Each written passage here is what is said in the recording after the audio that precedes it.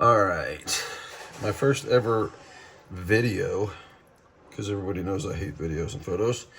But this is, a lot of you have been asking how I'm gonna cook my bird. This is about a 17-pound bird, and we are going to spatchcock smoke it for Thanksgiving. Got it completely thawed out. Make sure that is definitely key. You don't want to smoke a bird that's still pretty solid and iced over. So anyways, you're going to take out your internal parts, your bag of livers and gizzards and all that fun stuff, and then you've got a backbone. Of course, make sure that your backbone is present, which is going to be right here. You're going to want to follow with those boning shears right along the backbone right there and actually remove that backbone. Sometimes it's easier to cut the skin first because it is pretty pliable and it will get in the way of your shears. But as you can see, it takes a little bit of effort, but you're going to go down with the skin, and then you'll see that the backbone with a good pair of boning shears works out pretty well. These I got on Amazon for probably like 30 or 40 bucks. I'd probably use a sharpening, but they do the trick. So you're gonna cut down the side on both, and you're just gonna follow along that. Make sure you get as little bone fragments as possible. So keep pulling the backbone away. That way it's not in your food.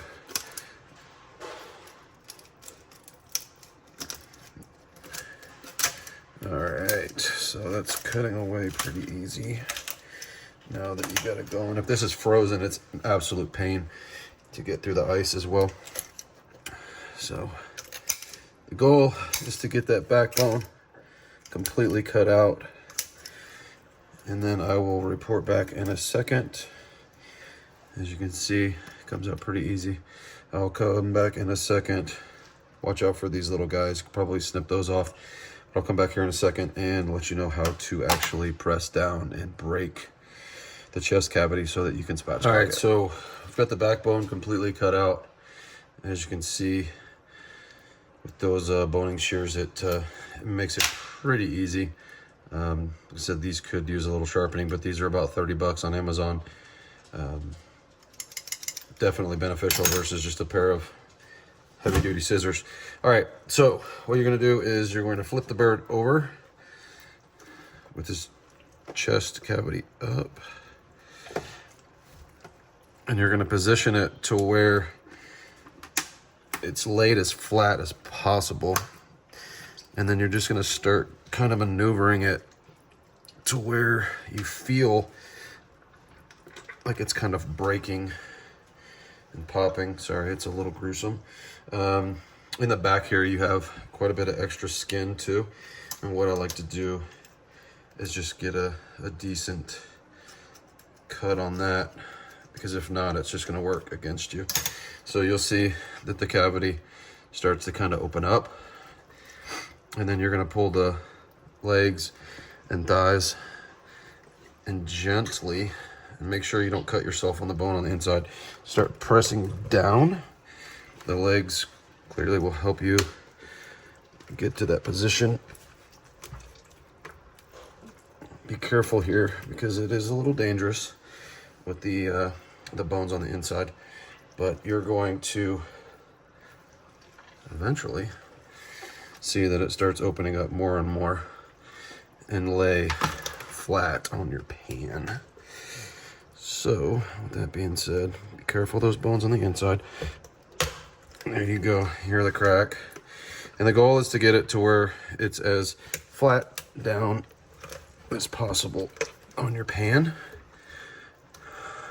like so. You could even go a little bit more if you wanted to. And then when you season, I dry brine. You can just throw it on the night before or the night of. I also inject, and I'll go over that here in a second. But It's what you want it to look like on the pan. Put veggies and all sorts of stuff here if you want to as well, but we'll get into that in a second. We are back. So now I'm going to go over the process of how I do a dry brine and also inject. Normally I do the day of, just a couple hours before, and let it sit out, kind of get closer to room temp before it goes in the smoker. But tonight I am actually going to do a dry rub and do the injection tonight before, so that I'm not worrying about it tomorrow, and also yeah, see if we get a little bit more seasoning. So anyways, Tony Chachere's injectable butter. This has been my go-to for years and years. My pops put me on that a decade or so ago, probably longer than that. And then these are 2 Meat Church barbecue products that I use. I'm looking at Deez Nuts Pecan Rub and Honey Hog Barbecue. Honey Hog Barbecue's got a little bit of sweetness, but the Pecan Rub adds a really good mixed flavor with it. And then sometimes I do a Tony Chachere's dry rub, Cajun dry rub on the top of it. So with that being said, this is going to need a little shake, and I like to throw it in a Tupperware. And it comes with your syringe. Go ahead and start injecting. Kind of move the needle around. Have fun with it, but go definitely more towards the meatier parts of your turkey or chicken. If you're doing a chicken, you can use these same ingredients as well, but you're gonna get the fattier parts, which you're gonna need more seasoning.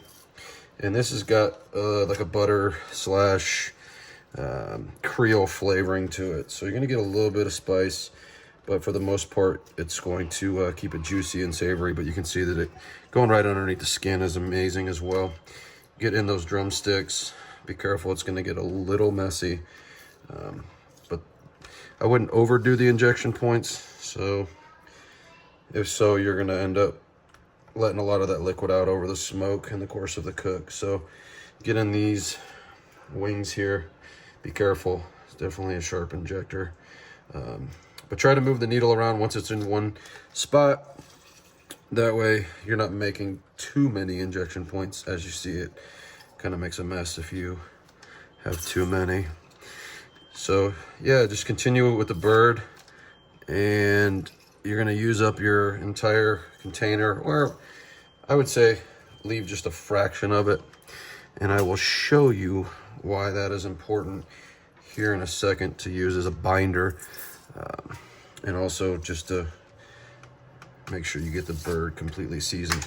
So yeah, report back. All right, so now we've got a little bit of our marinade still left, and what I want to do is go in and kind of just coat the bird. It doesn't matter if you do top or bottom first, but what this does is it's going to give a decent binder for that seasoning I'm about to add, so that it helps stick to it. Some people wipe it down or pat it down with a paper towel, and they want it dry. I've seen that, especially if you're doing an overnight dry brine like this, to it's going to soak into the skin either way, but I like to have a little bit more seasoning there. So then I'm going to flip it over, and I'm going to pour the rest of it on here inside the cavity of the bird. Get it nice and rubbed in, and then I'm going to go in with the Deez Nuts Pecan Rub and put a pretty good portion in, and then I'm going to use the Hot Honey Hog, which is it's a milder version. They do a Hot Honey Hog. This is the Honey Hog, sorry. And if you want a little bit more zest with some jalapeno, especially with your pulled pork and things like that, the hot version of this is actually really good. And then this is just your original Tony's dry seasoning. In my opinion, it adds some pretty good flavor. You're gonna flip it back over. You're gonna position your bird basically how you're gonna cook it. Some people like to tie it together. I don't really think that it needs it, especially when it's going into the smoker. So we'll start with the Deez Nuts. And get you a generous portion of that on. Make sure you get inside the wings. And then the Hot Honey Hog. Sorry, the Honey Hog. Get as much on there as possible. And then come back with your Tonys. You can stuff your bird if you want to, especially when you're smoking or in the oven. Either way, your goal is to get the bird to 165 degrees at the thickest part of the breast. And we will have another video tomorrow on the actual cooking process.